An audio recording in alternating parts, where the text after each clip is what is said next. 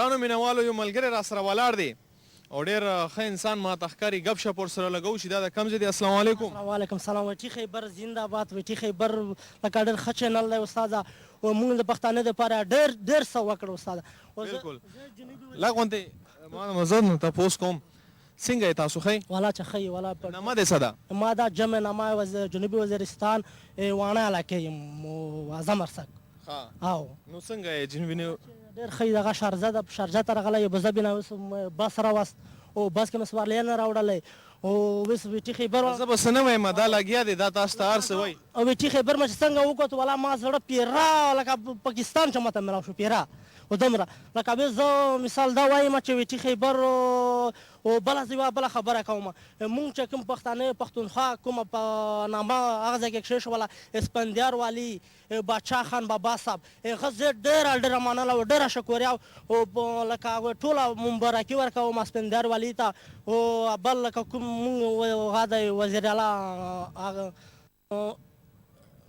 څه نامه ده بلور خان غونډه زه شکریا ده او ټوله ویټي خیبر شکریا او لکه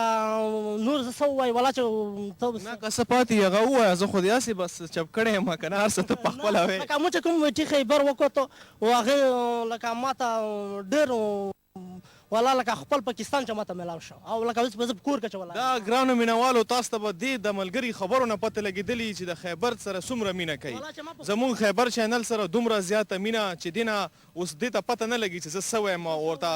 تا ته نه پته لګي چې زه ته نور څه ووایې که نه ما هر سره خبر شو څنګه ما ویټي خیبر وکړو دا ګلونه څه دي دا والا چې زه په کوم ځای کې وګورم چې ما دا وخته څه دي داسې یو وداري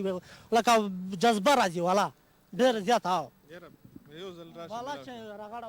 لکه ټولو پښتانه او ټولو کومه مونږ پاکستانیان ورونه کوم پنجابیان دي هغه مونږ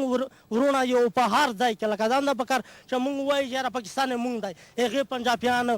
هغې بلوچیان او هغې سندان لکه هغې غونډه پاکستان یو پاکستان دی دا به نه وایي چې مونږ بس هغه پښتانه پکې اوسېږي دا دومره جذبه او دومره هغه ما په دا زما پروګرام چې زما سونګ او نمان پروګرام ما کړی دومره جذبه او دومره هغه ما په چا کې نه ولیدلې نن ورځې پرې دا ډومبی کس دی داسې چل دی وروره ډېرې خبرې تا وکړې او ډېرې ښې خبرې تا وکړې که نه پروګرام دی د ګانو ستا په فرمایش په استاده زه ښکلې سندره پلی کومه کومه یوه دې خوښه ده زه ټولو پښتنو لپاره لکه مینه ده ګانه یادوم چې یو سندره ووایه سندرې نه وایې که نه سندره نه وایي لکه سندره چې کومه مینه او مینه ده د چا په اواز ده هغه په اواز ده یاره ازاله جاوید په نامه ده او اوس ما هم یې راشوې ده لکه ما هم ده کتلې هغه جواله هغه ګانه به ووایي لکه ازاله جاویده ګانه کومه یوه ده مینه د مینه ګانه ده مینه ګانه به ووایي مینه دروغ دی وی جانانا مینه ده ګانه راته ووایه کومه ګانه ده ته پلی کوم همدا یادی او دغه ګانه راته پلی کوه ښه خبره ده او لکه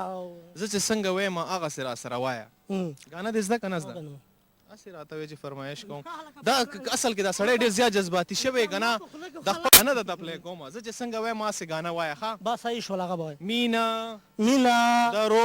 دروغ دی وی وی جانانا جانانا هی وګوره ښکلې ښایسته سندره